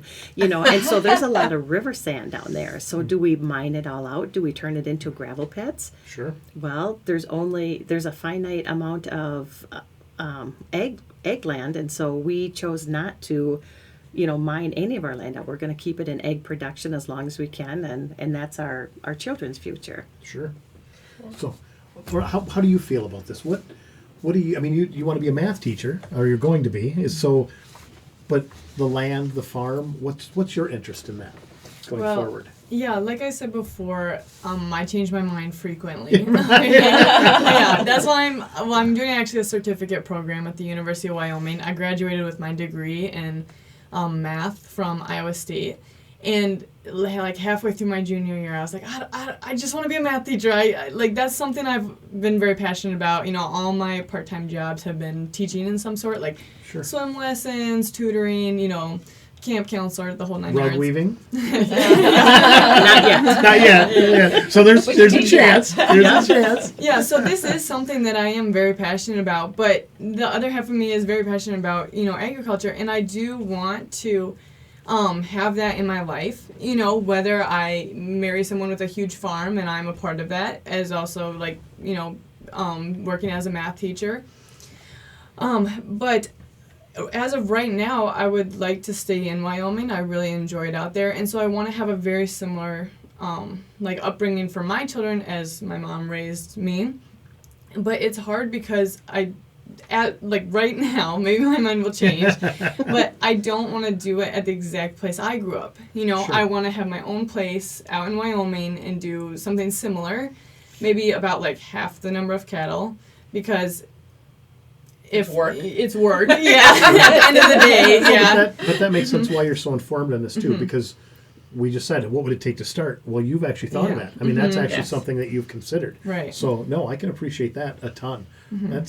So growing up, you enjoyed growing up on the farm and seeing all of this. Yeah. Yeah, I think it's impacted me very positively in all areas of my life. I'd say the number one thing is, well, actually one of my friends said this to me as an observation about farm kids in general. She says that farm kids, they are told by their parents, oh, we have to go do this. We have to go do X, Y, and Z. It's your job to take care of this. And we go do it. We learn independence. We are confident because we aren't having someone peering over our shoulder every tiny little thing we do. We're told, even if it's just going out and feeding the cats. Yeah. It's something very simple, but it has to be done. Yeah, at like 7 years old, I'm like, yeah, this is my job. I have to go get the cat food. I have to go take it. And so I think growing up on the farm, there's nothing really I can say negative about that experience. Yeah. Well, we always used to, in school, 12 years old, and, I grew up in town, but you have these kids that didn't grow up in town, and it's like they could drive to school. They had the ability, they had the ability and knowledge. Not that they did. They didn't drive to school at 12 years old, but they could have. Right. And I'm thinking, what? Yeah. What? I can't even work the child lock at 12 years old. Are you kidding me? Right. It's like, and these kids, and these kids are, they're driving combines. They're driving semi to have next to the I don't even say I'm out of my element, but I know I was thinking of the Olkeys was friends of mine back in the day. Went to school with Ken. And, he would talk about driving the semi while they were loading it in the field, Right. Oh, yeah. And so you're not like out on the highway cruising 90, but you're still, it's a semi. I'm 52, I don't know how to drive a semi. It's like, come on. One of the funniest stories ever was, we don't pull calves very often, but once in a while you have something go wrong. And it was... Sarah, you have to understand, what does it mean to pull a calf? I was say, are we camping? Are we going down? I don't know what we're doing. We're taking them for a walk. Yeah. The cow was giving birth and couldn't get the calf out. So not what I thought was happening. To be fair. Okay. All right. I'm glad. Thank you. Thank you for having her explain that. Okay. So we got the cow down the chute. It was the girls and I working on this, and I had two help me a lot, and one stood in the back and said, "This is the grossest thing I've ever seen in my life." And I just think those are great things that all kids should see. Mm-hmm. Yeah. That this is nature. This is how things work, and everybody turned out fine, but it's messy. Oh, I bet. I can't imagine the friend of mine I was talking about that had the dairy farm. I remember going out one time and I was picking up something. I don't remember what it was, but anyway, I was going out to his place to pick up something, and he's like, "Yep, it's just around back. It's in the shed that's around the backside." I'm like, "Yep, no problem." I go walking around and I get this stench that was just. There's a lot of bad smells on farms. I'm just going to for a city person. It's relative. Yes, it's relative. For a city guy, there's a lot of bad smells on farms. But I come around the corner and it just, this stench was nauseating. And I thought, I had never smelled anything like it. I get around the backside and I'm looking at this shed that's over there, and I'm walking next to this barn shed building. You get around the backside and there's a pile of carcasses. It looked like a big pile to me, but it was 3 cows. Cows are big. Right. Again, for a city guy, cows, and there's 3 cows that are sitting there, and they had to deal with them that afternoon, and they smelled terrible. And I'm like, what happened? So he tells me a story. I don't really remember how it all went, but they had something that went through their barn, and they had to separate cows and cattle and this or whatever. And I'm just like, it didn't make any sense to me, and they'd already lost 3, and he said, yeah, we'll probably lose at least 3 more. And I was like, but it was just, I'm thinking, they just have big piles of dead things. That just doesn't, Just you get to see death. Yes. Right. I was just going to say, But I think that's the great thing about kids being, they can work and see all this stuff. It's not like you lock them away or they're. Yeah. But yeah, like when you say you see unique things, like again, I was probably 42, 43, probably 40, it's probably 12 years ago. And I never seen that before. It's like, that's nasty. Yeah. Yeah. But what else do you, I mean, and then like, he said, where should I put them? I don't ask me questions like that. Right. I don't know. Dead cows. You have a service, dig a hole. I don't know what you do with them. Yes, Darling International will come and pick them up now. Yeah. But yeah, he's when I told him, I said, that's disgusting. And he's just like, well, where should I put them? That was his question. It's like, okay, fair enough. I mean, but yeah, it's a different world. And Well, you have to wear so many hats. I mean, let's say Blackleg ran through his herd and he was losing cattle. Right. I mean, you have to, know what you should vaccinate for. Or Blackleg actually comes from the soil. So if you build a new shed, move dirt, all of a sudden you Correct. have this virus that shows up that you've never had before. Oh. And so you have to, I mean, there's just so much to know when you raise livestock. Sure. Well, I suppose you have to almost be a doctor. I mean, to your livestock. I mean, to a point. You at least You're good know. friends with a vet. Yes. Yeah, I was going to say, yeah. I bet, and it better be a good one. Yeah. I mean, yes, 'cause absolutely. that's another thing we've talked about in the podcast before. It's like, okay, you have a banker, you have a lawyer, you have a vet, you have those people that are essential to what you do. Right. And those people are different for all of us. But let's not forget, someone in his graduating class was the valedictorian. And some was the bottom of the class. And somebody was Joe Biden. I mean, somebody Correct. was dead last. And it's like, well, do I have the valedictorian or do I get stuck with Biden? Because I mean, That's there's right. a big difference. You on will who's- know the first day that he's out. Correct. Yeah. But I mean I'm saying a way more broad spectrum than the vet. But I'm just saying, your business lawyer, your personal lawyer, your banker. I mean, there's so many people that you have to count on. Your accountant. Well, you got to go to a farm accountant. You can't Yes. just Yeah. walk in and go to anybody. Right. No. Right. Well, the wife does daycare. There's a lot of weird things in daycare that I didn't have, that I don't deal with. I mean, there's a lot of grants, there's a lot of things, and then how can you write some of them off? Some of the grants come in, you have to consider them income and pay tax on. Some of the grants come in and you don't. So it's like best of both, kind of like the PPP money at first round. Correct. Best of both worlds. I get the money, I don't have to claim it as income, and I don't have to pay taxes on it. I mean, it's like this isn't going to happen very often. But but I mean, there again, very few topics are that important. You have to try and buy 81 million votes. You got to give them something. I mean, so that's the thing we got to deal with. But Our neighbor did a commercial for Crystal Valley Farms. And it was the first time after COVID that the crew was actually there working. And one of the makeup artists asked one of them how many days they took off for COVID. And he explained, we're a dairy farm. We don't ever take a day off. Right. yeah. And see, people ask me, how did you fare through COVID? It really didn't affect us. I mean, we're still all together every single day. I mean, we didn't lock ourselves in because we have things Right. to do that have to be done every day on the farm. Right. Right. A lot of my husband and my second son are in the seed sales, and so we did a lot more phone calling and things like that. But as far as the normal day-to-day stuff on the farm, that didn't change hardly, or it didn't change at all. No. It just doesn't. Yeah. Well, I mean, especially in the dairy industry, you can't not milk a cow. Right. I mean, but people don't They will understand. get angry with you. People didn't grasp that everybody out here still worked. yeah. Well, and, I was very fortunate through COVID, not being a farmer, but like the gun shop, that was considered essential business. The automotive repair shop, considered essential business. We had, Heather's daycare, essential business. Yes. I mean, so we really didn't. I mean, I was driving every day. I didn't take a day off through COVID, and I'm driving to the auto shop every day. And it's like, it was just those first 6 weeks were so weird because I could drive from Stewartville, get 3/4 way to Rochester. I could get to the airport before I'd see another car, and it's like a movie. I mean, it's just like, what happened? It's just it's so weird. And then you get to work, and there was a time where we would keep 85, 95 cars on our schedule, going forward. And I remember about the third week into COVID, first week of April or so, second week of April of 20, I had 9 cars on my schedule. And I'm looking at this going, we have a good business. We've prepared for, I don't know you ever prepare for that, but there's money in the bank, things are paid for, you're not worried. But then you look at that going, how long can we survive on this? I mean, Right. and fortunately, the majority of reasonable people were kind of fed up with it by the end of April. I mean, we were out 6th, maybe 7th week of COVID, and all of a sudden my phone just started ringing, and Yeah. we went from. I remember it was a Tuesday, about 10 o'clock. My phone started ringing, and I couldn't get away from my schedule until we went home that night at 6 o'clock. I was literally stood there booking people. And when that first phone call of the day rang at 9:30, 10 o'clock in the morning, I had 7 cars on my schedule.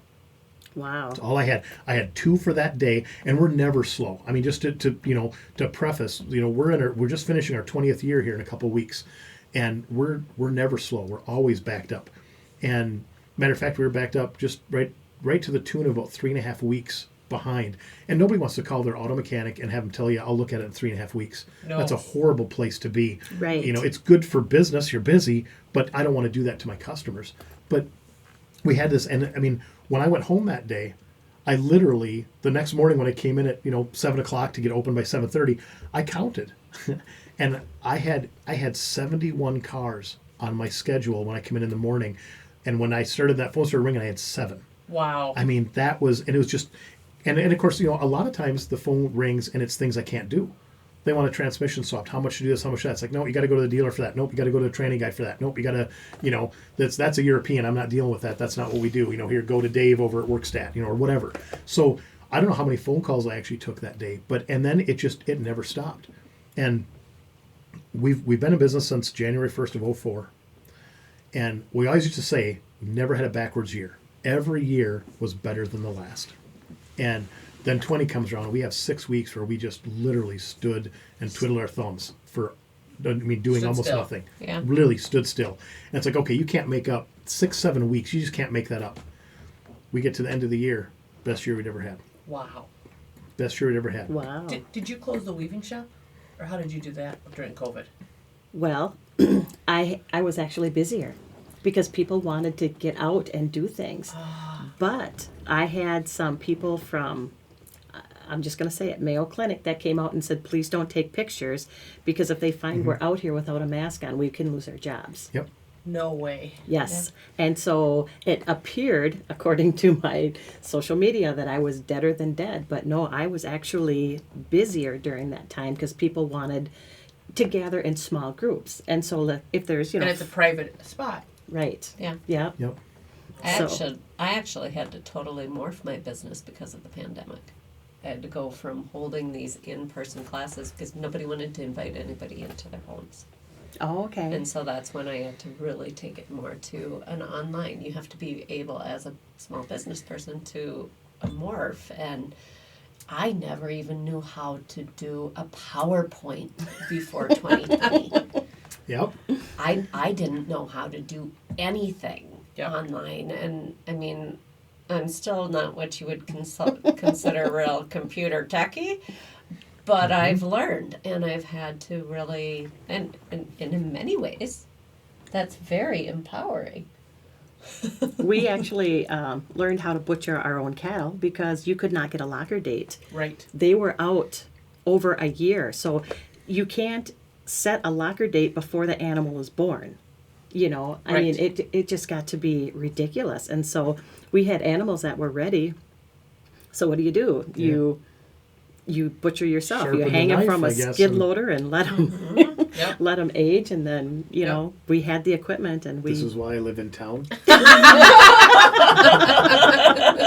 we Sorry. butcher small animals, but yeah, it was quite an education butchering large animals. I bet. I bet. But Well, I know, like with the gun shop, I'm a certified permit to carry instructor, and so in the shop that you tried to get into in the beginning, right, where you thought we were going to film tonight, that was my gun shop, and it's a detached 3.5 car, and we would do our class in there one Sunday a month. I had room for 15 people. We did it from February of 18, so all through 18, 19, and then in 20. We did February of 20. March, the world shut down, and we weren't able to put it together. So we did 25 months of classes, and every class was full. We had a few extra, like people sit in a bar stool because they'd be like, hey, my permit expires. I need to get on the schedule. It's like, well, we're full. well, is there any way you can help? Like, well, if you want to sit for 4 hours on a bar stool in the back of the room, you can, but it's not going to be very comfortable. I don't have a better option for you. Yep, whatever, we'll do it. So you do that math. We did just under 400 people in 25 months. So 2 years and a month. March of 20, we couldn't do anything. April of 20, I said, let's try a Zoom meeting. I called the BCA, Bureau of Criminal Apprehension. That's who is the governing body for the permit to carry. At the end of the day, it's your county sheriff, but the overall is the BCA, state BCA. So I called them and I was like, can I do this online? They're like, well, I guess we don't have any rules against it. And with COVID, we can do that. But how are you going to do your live shoots? You can't do your live shoots virtually. I'm like, no, we'll just do one person at a time. Mask, 6 foot distance. I said, we're actually shooting outside. Yep, we're shooting outside. Not because the Heartland, for instance, they had just opened Heartland Gun Range. Their gun store could stay open because it was essential. The range had to be closed. That doesn't make any sense. Right. But that was they actually had the deputies had to come down and lock them down over it. But they let the store stay open. They couldn't they couldn't use the range. Well, of course, that was the range we were using for our permit to carry at the time. So we went out, actually out to your place, and we did it out behind one of your properties. And so we just have people that come out in their cars, and I'd take the first one, and then when they'd walk back up, he just kind of signaled the next guy, and we just explained to everybody just one at a time, and I'd keep my 6 foot distance. That's amazing. Well, so we do this first Zoom class, and my first one I put it out there a week and a half ahead or so, 2 weeks ahead, and so let's just try it. See if I can get a couple people to take the bait, and just see if it works. I don't know that this is really going to work. 42 people. Wow. It's like, wow. So we had to schedule like 3 different times because I couldn't. Yeah, because there's no parking out there, and the road there's no shoulder really. So you can put about 6 cars in the driveway and kind of on the edge, and it's not a super busy road, so you get away with it a little bit. But I couldn't put 42 people. I couldn't get 42 cars out there. Not even close. No. So we did 3 separate times. And then we had a couple scragglers. We were probably out there 5 times, to be honest. But there's like onesie twosies that we would do. Anyway, about 4 or 5 days after this, one of the gals that had taken the class, she calls me and she says that she wanted to know what I would charge her if I'd let her kids watch the video. She goes, I know they can't get their permit, their kids, but you had a lot of good information. I'd really like them to see this. I was like, well, I wouldn't charge you for it. They can sit in on the next one. Well, can I just watch the video? The one I watched. I'm like, well, that was live. She goes, I know, but the recording of it. I'm like, sweetheart, I barely made this work, sweetheart. I didn't record anything. No. I was like, you can do that? And she starts laughing at me. She says she's in an IT with Mayo, and she goes, real similar thing. She's like, you got to keep my name out of this. But she goes, I'd love to help you. And help you learn how to do it. Yeah. So she did. She goes, I'll come over, but yeah, you can't thank me for this, and I still won't say her name because I don't want to, but she was like, yeah, you can't know that I was here in person. And I was like, okay. So her and her husband came over, and we did. So I set up. I thought, well, if I've got to do that, I've got to record another class because you can't go back, Right. So that Sunday, this is on Thursday morning. I'm like, well, I got to do another class. I might as well see if anybody wants to pay to be part of it, and listen. So I put it out there Thursday morning, and I get 35. Wow. In 3 days. It's like, wow. Right. And so now here we are in 2023. No one has said that we can't do this online anymore.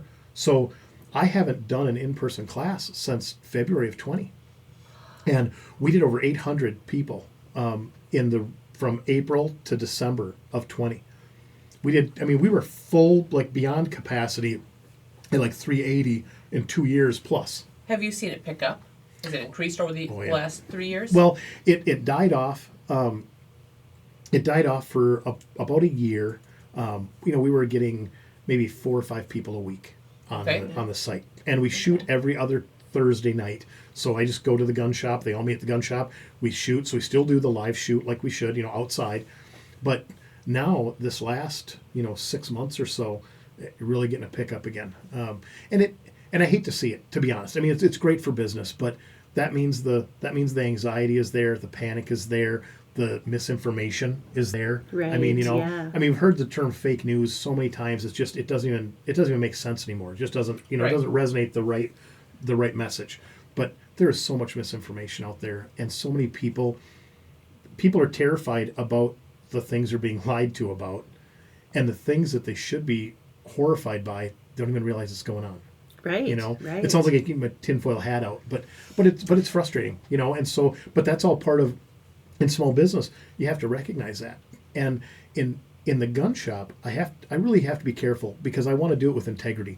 I don't want to take advantage of the misinformation and the hype and the panic. Right. Yeah. You know, but on the same token, you don't turn these people away, but you try to explain a little bit and try Well, not there's to nothing sound wrong like with education, though. right, and try not to sound back to the point I made early on. The more you know about something, the crazier you sound talking about it.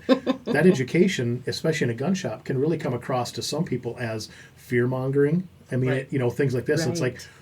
no one is in my gun shop screaming the sky is falling. You No. know, Yeah. it's quite the opposite. It's like I do think that things are maybe a little more dire, a lot more dire right now than they have been in the past.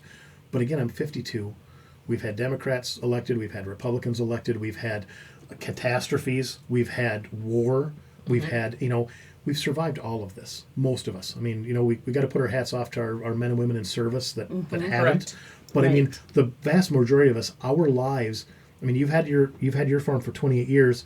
You grew up and kept and through the husband's farm. I mean, nothing that all these different ideas that have been in our White House, for instance, none of them have bankrupted any of us. And it hasn't really changed our lives drastically. Well, our inputs, Right. you know, are Correct. 3 times higher than what they were Yes. before, Oh. and we don't know, like with the Ukraine situation, if we're going to What's get gonna our happen. fertilizers and things like that in. Right. So you spend the money up front, and you have it, you know. Oh, I didn't. Don't misunderstand me. I didn't say it wasn't painful. But my point, right? I mean, I've never, I'd never say that we haven't been through scary times, things that create anxiety, situations that are expensive. But my point is, even with those big expenses, because this isn't the first time that hay's gotten expensive, or Right. and like you had said, never paid this much for hay in your life. Right. Now, if we break that down to what was the cost of living in '89, what was hay in '89? I mean, right? I mean, as a question, rhetorical, but it's like, was that more expensive? You know, was hay more expensive in 1992? Now, not dollar wise, but Right. percentage wise, Value-wise. value wise. Right. You know, was it? You know, for when you look at what you were making in 1992 versus what you're making today, Correct. was hay more expensive then, even though it was $1 cheaper, you know, or whatever. So that's my thing is I definitely have my political opinions and my stance, and no one's going to change my mind. I'm that guy, you know, like most of us. But I do think that try to keep a level head because, again, yeah, Ukraine, scary. I mean, it's another manufactured war. I mean, it's the complex that's doing it. But here we sit. Things are getting expensive, but they're not bankrupting us. Our life isn't going to change drastically because of it. We're not, you know, and that's COVID. You can't say that about. COVID changed a lot of people's lives. It did. It closed a lot of businesses. It closed. I mean, it took away a lot of jobs. Well, and And- how many small businesses were closed versus the bigger stores were able to stay open? Right. And did well. And there again, what happens when I talk about how people are upset about the misinformation, but when you look at COVID, the rules was literally it was like playing Monopoly with a 4-year-old. We're just going to make up rules every shake of the As dice, you something go. new. Yes. Yeah. Yep. Because all of a sudden it's like, well, no, Lori, you can't sell your stuff. You can't have people at your house because you can't do that. Oh, but we can go to Walmart and we can buy rugs at Walmart. Right. Oh, okay. Well, that's Yeah. all right. Yeah, that makes sense. Right. Makes sense. And Makes you total can't sense. you can't invite people over for Thanksgiving because you can't sit at the table. But you want to go to Los Arcos and not have a mask on while you eat. Well, I mean that makes sense. That's Right, fine. right. You know, and no offense to Los Arcos, I love their food. Right. But they Well, that were, Mexican spice will kill anything. but you know what I mean? It's like there's so many just crazy things, and you look at Mayo. How many people did Mayo let go over not getting vaccinated? Right. And now it's not And a now they're concern. calling him back and begging him to come back. And Right. giving them bonuses. New York just passed a thing. They have to give back. They have to Give them back pay. back pay even because they said it was unconstitutional to fire them over over the vaccination. Mm-hmm. And we can question why the flu killed 160,000 people in 2019, but only killed 3,000 people in 20, Right. and then we lost 150,000 to COVID. And I mean, I have an uncle that passed away. I mean, he died during COVID, and it's a COVID death. Right. We knew he was on his way out. Right. I mean, and you know, and He would have died either way. yeah, but the difference was he got to die alone. Right. now is what happened. It was a very sad. I mean, it's just horrible what it did to families. And it just, but again, that's all family. That's all small business. That's all, how many small businesses closed during COVID and never reopened? Right. You know, how many lives did that affect? A lot. Right? And the only way the country survived it was we went from $4 trillion to $20 trillion in hard cash, and people don't want to work. We have your generation is so tough right now to have a young lady like you that's fired up and ready to go and looking for her wealthy husband and landowner. I mean, that's awesome. That's right. Go get him. I mean, that's awesome. Well, she was running at Eau Claire, and they made them wear cages with masks over. Oh my goodness! For I did ran cross country and track, and so for the track season, it's indoor and outdoor. So it's really a year-long sport once you get to college. But they said we can cross country was canceled. They said no cross country this year. We were able to run in small groups, but everyone lived together. So like I lived with 3 other girls on the team. Every single other girl in my house was in different groups. So we're like, okay, so we're all still like, you know, I mean, if you're using the theory that if I'm with someone, I give it to them.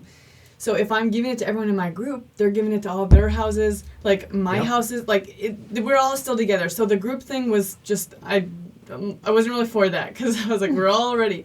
But it got worse when we got to indoor track because they said, okay, we can run together. We're still going to have a season. We're going to have meets. But we have to wear a mask. When you're running. When you're running. In indoor track, we have this thing we call track hack, and it's basically just a really bad cough you get anytime you work out really hard or race on an indoor track. It got like 10 times worse with the mask. So they said, we have a solution for you. We have this little plastic cage that you can put on your face and then pull your mask over. And that's how we practiced every single day. Doing this. How bad was the acne? Bad. Yeah, it was awful. And then for races, we figured out if we put on like a buff type of deal, or a gaiter, and we tie it really, really tight in the back of our heads with a ponytail, it's thin enough we can breathe through it. So that's what we did. Wow. But it was just crazy. Why are we doing this? If like we're wearing it, yes, but if you're saying it's protecting you, it's really not because we're like twisting it up so much that it's basically like tissue paper in front of our mouths. So well, you know, I mean, let's be honest. That's like a Facebook meme in the making, right? It's like they show the guy spraying a little pesticide, and he's got this huge canister tank, and it's like, and then it's like, you know, the most deadly virus in the world, and we have like Grandma's mask that she made out of a Mickey Mouse flannel. You know, it's like, I don't know about that. You know, this doesn't quite seem right. Yeah. So. But these are the things we talk about when we talk about small business. It doesn't matter how dedicated, it doesn't matter how intelligent, it doesn't matter how much experience you have. When COVID came, none of us had any real choices there. No. You could skirt a couple issues, you could cut a couple corners, you could tie a gaiter real tight, but you couldn't go without it. Mm-hmm. You know, you couldn't get away with just going, I'm out. I'm not playing by rules. I tried hard. Right. You know, but it just doesn't work. It just didn't work at all. I mean, and those are things that we just can't change. And like you said, talk about the cost of things to come because of Ukraine, using that as a great example.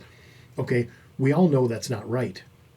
What's going on over there? I mean, it's not right for the people that are suffering through it. Yeah. Right. You know, and I mean, I hate to sound selfish, but I mean, we're lucky that's not happening here. Right. You know, but we can't change that. We can be mad about it. We can complain about it, but we can't change that. We can lobby for it, but again, that's not today. Mm-hmm. That's not going to help us tomorrow. Excuse me. So I mean, it's very frustrating. It's when to reel this back in a little bit on small business, for the folks listening that want to start something or think they want to start a business, there's so many things out of your control that it's that thing that pops out of left field. You know, and it's hard when it's immediately in front of you. It's your problem on your farm. But then you have Ukraine, right? I mean, you have things like that come up, and it's like, okay, that's half a world away. Yeah. But it affects us. I mean, even like the essential oils going even there. You have the people that. Well, I'm going to ask you, I guess. Do you have two different type of clients. I could see you having the people that really believe in the essential oils and it's as important to them as going grocery shopping. Yes. But then I think you probably also have people who it's kind of a novelty and they enjoy it.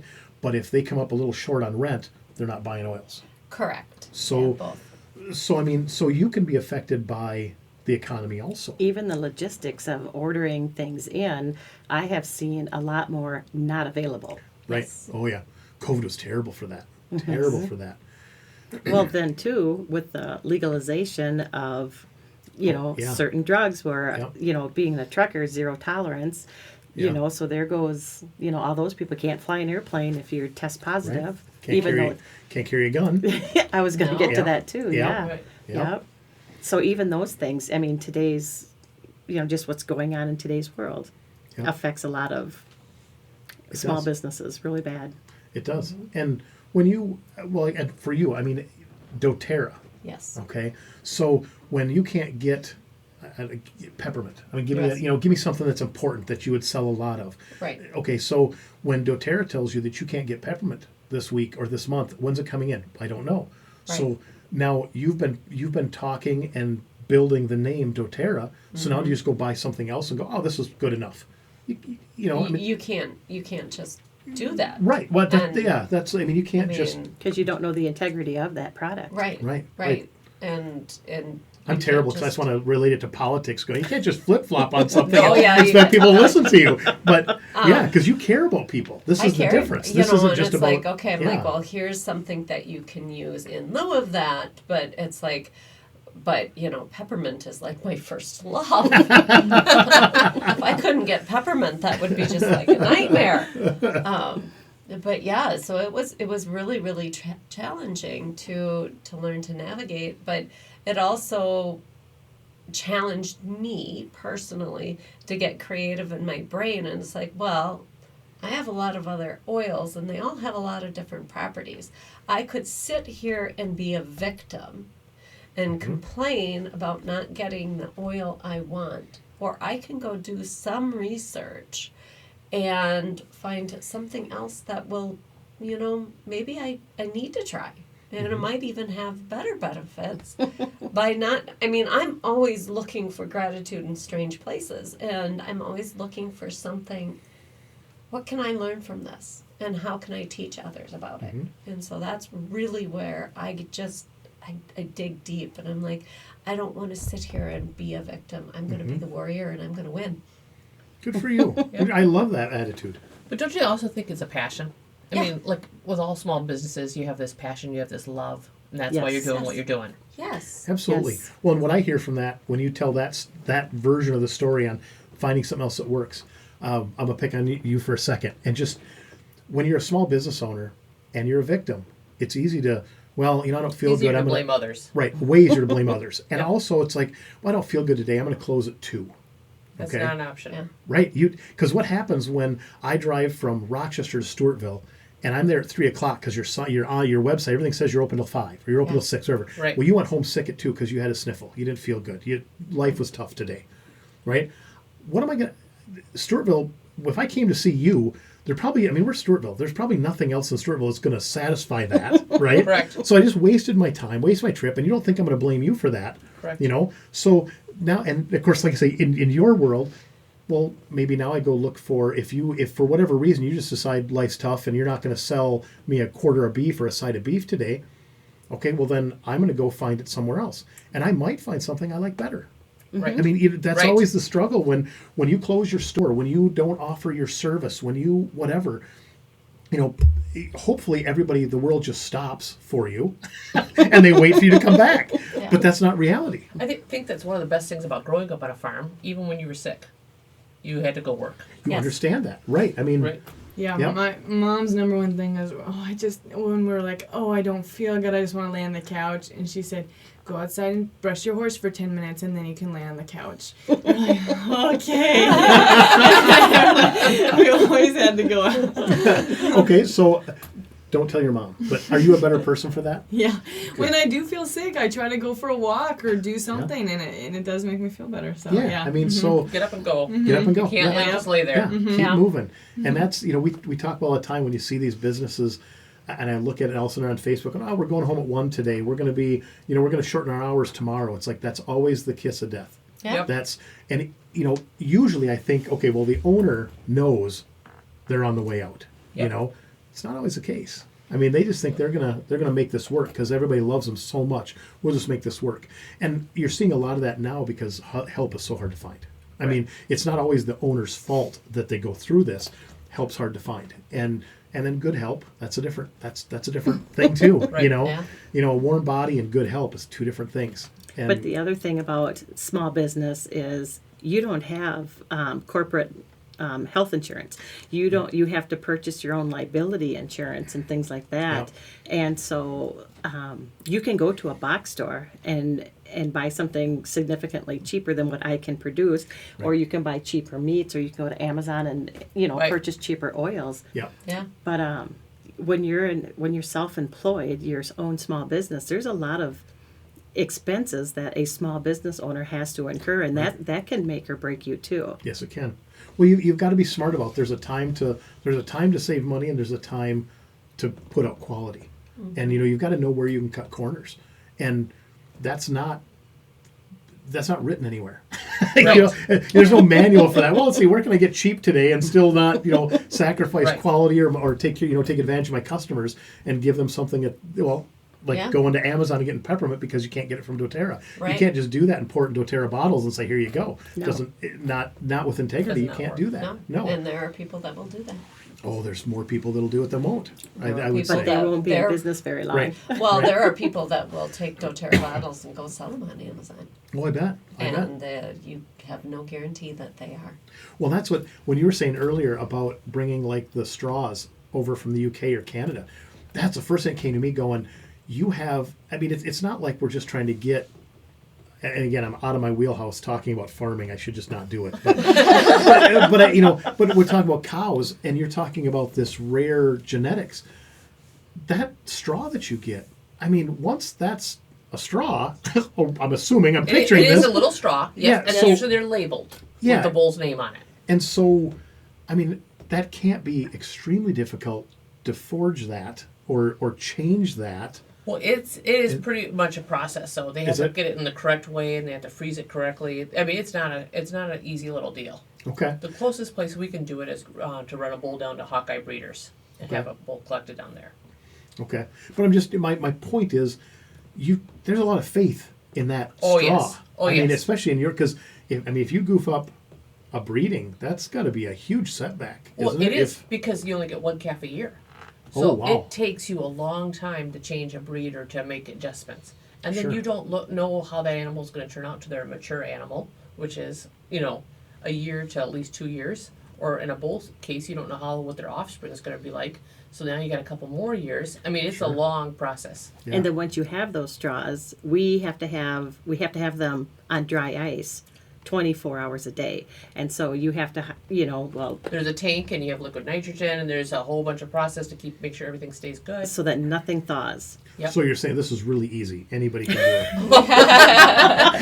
that's the point you're trying to make. All right. That makes more sense now. Well, it's easier than sometimes having a bull. Yes. My tank has never run me over. Well, guys, we're at an hour and 43 minutes. Oh. Is there anything else that any of you guys would like to bring up before we bring it to a close? I would. Yeah. I think what makes a person for me is, first of all, in your life you have to have God, and second comes family. And then your business comes after that. And you have to keep those things in perspective. Don't ever let your home business run over your family or come before God. This morning, I never have classes on Sunday mornings because that is my time, and we just always set that aside. Sure. Diane? You're not going to make me cry this time, are you? I'm not going to make you Okay, cry. all right, that was- I was the first person that got anybody crying here. Yes.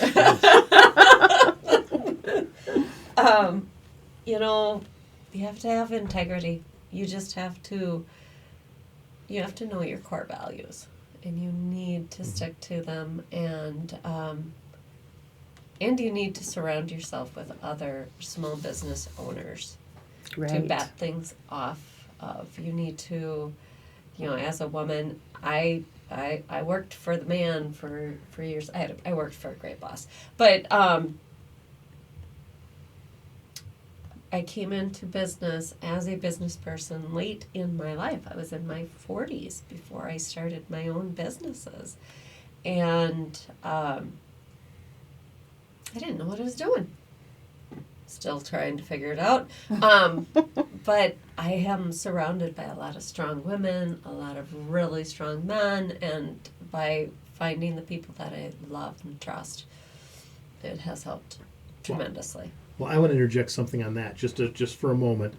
When you say you didn't know what you were doing, to everybody, the goal of this podcast is to help those that don't know what they're doing figure it out.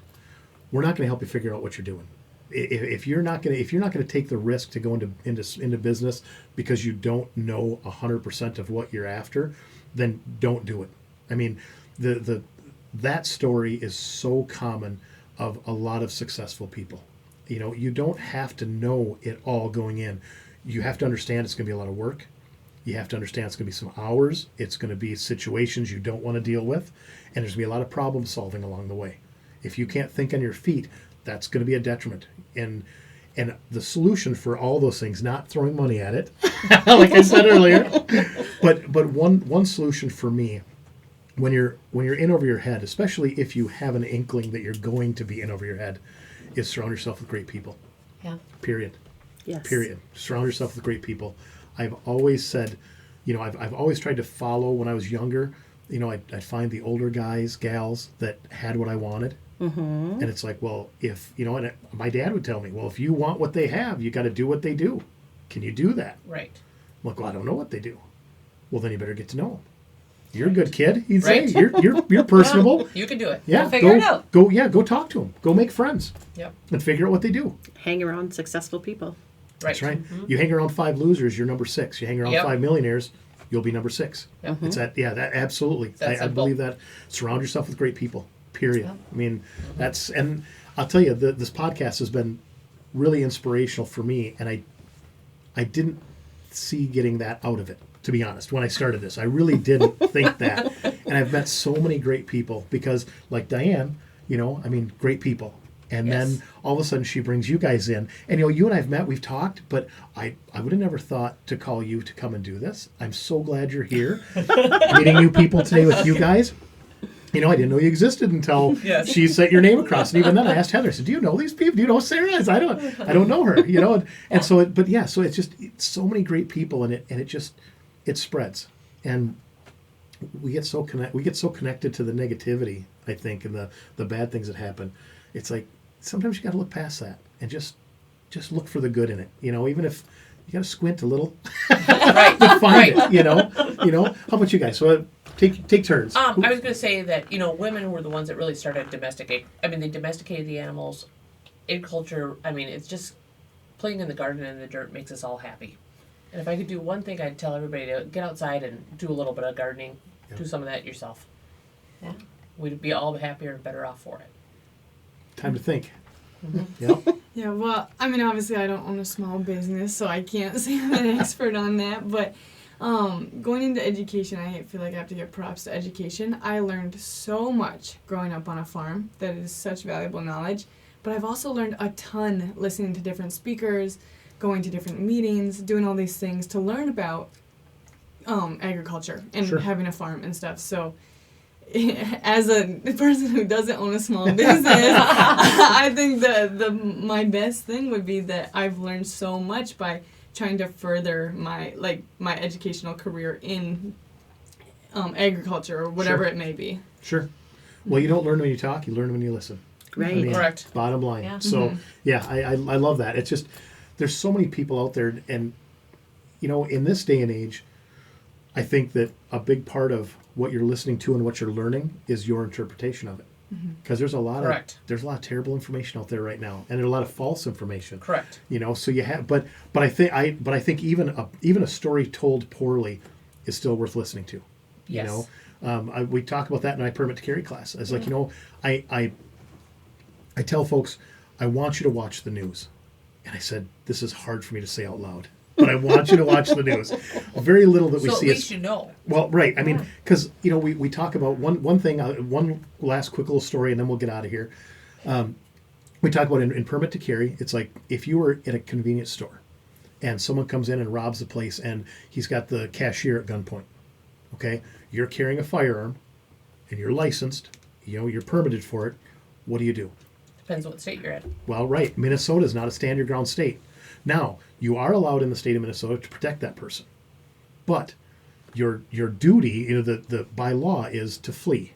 Right? If you look to your right and you see a back door through the back storeroom and you can run out the back door, you're supposed to leave. Someone is in danger. You are allowed to protect human beings. So you've got a choice to make. My point in the class is not to tell you what you should do. Do you engage or do you flee? It's not my job, right? I don't mean to make light of it, but it's not. It's also this is your person, not mine. Right. What I want you to do, I just want to tell you, when you're standing at that cooler grabbing a Mountain Dew and this is going on and you've got to make this decision, you got to make it right now. I mean, you don't have any time. What I don't want that moment in time to be the first time you've considered Pulling out your firearm. am I going to help someone or am I going to leave? That's not the first time for that to cross your mind. And I said, so I'm not telling you what you should do. Do you engage? Do you not engage? My thing is watch the news. And you see these stories in the news. Now, can you believe exactly the way it happened, what they're telling you and who's to blame? No. But you don't need to know that. I hate to sound cold, but it didn't happen to you. It's not going to change your opinion of that person, victim or aggressor. That's not going to matter. What we know is you're in a convenience store, or someone got shot or someone got held up. Put yourself in the cashier's situation. Put yourself in your situation. Put yourself in that little old lady who can't scramble out the back door that was standing right behind you that's probably not carrying a firearm. Right? Put yourself in all three of those situations and just try to live that moment in your head. And think about that. What would I do? And if I'm that little old lady and I can't protect myself and he's up there, what would I want you to do? If you're that young gal behind the counter that's got the gun in her face, what would she want me to do? Think of those things. And don't take shame in the fact that I'm out. I'm just going out the door. You make the decision that's best for you, but think about these things. Not that it's not going to... Right. Everything is situational. And do that. So use the news, even though I don't think the news is very reliable right now. I think we're in a really poor time historically for what the media gives us for information. But the situation happened. Regardless of who they try to paint as the victim or the villain, the situation happened. If you were standing there, what would you do? And I tell it when I was doing this in person, I was like, I don't want an answer. This is rhetorical, right? But I want you to watch the news, listen to some of these things, and then what would you do? Yourself. Right. And I think, and so that goes to your point too, when you go to these seminars, you listen to these people at your age, okay, virtually anybody you're going to listen to that has a podium to stand behind has more experience than you do. Okay. Now, are they smarter than you? We don't know that. We don't, right? I mean, intelligence, that has nothing to do with this. I'm just saying they've kissed more babies, or they have more, they're literally maybe done something. They've done something, right? So they're worth listening to, but they're not worth investing in. I mean, you still want to listen to them and then make up your own mind. You're an intelligent young lady. I'm an intelligent old guy. Some days it depends, but you want to make up your own mind. And I think in small business that's a huge thing, because how many situations in your life have you said, God, what should I do? You say that out loud, you're going to get 10 different opinions from 10 different people, and you can't do them all. No. So you've got to have some stability in your mind on how to differentiate what Lori tells you from what Diane tells you, because two different backgrounds. We're probably going to attack that problem that you have two different ways, and then neither one of them are you. So, that's and then mom, you got to live with mom. Whatever she says, she knows what you're going to do, so you got to live with that. So, if it's a point system, mom gets a couple extra in there. But no, I had a great time. I Are you guys want to do this again sometime? Thank you, Jerry. Yeah. Thank you. you. Awesome. Well, I hope you guys had fun. I mean, Yes, Did. is it what you thought it would be? It's totally different. Better, different, Better, worse? better. Yes. Corey, how about you? It was, I enjoyed it. I Good. learned a lot from Sarah, and I learned again from Diane, and I have hope for you. yes. But I will say, there's something about carrying on the family name, the family farm, and if that's in your dreams, go for it. Thank you. Amen. Yeah, Yeah. amen. Yeah. Well, we're going to close this one out, guys. It's a little past our 45 minutes, but we'll all be good. And hopefully we'll get these ladies back in another time, and we'll continue this on. Have a great night. Thank you. Thank you.